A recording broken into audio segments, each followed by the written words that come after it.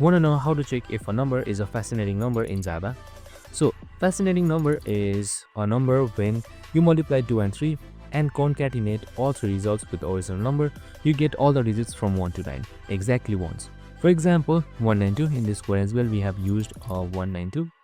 So 192, 384 and 576 combined gets to our 192, 384 and 576. It's basically concatenating it.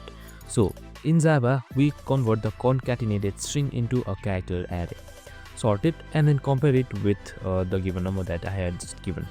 So in this code right here, we have drilled it on the same. We just simply sort it. We combine the array first up from 192, and then we multiply it by using this formula right here. And once that is done, if sorted equals to 1 2 3 4 5 6 7 8 9.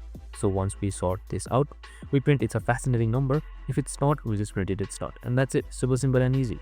I hope this video helped. If it did, make sure to like, subscribe, and tune in with us for more of these videos. See you in the next one.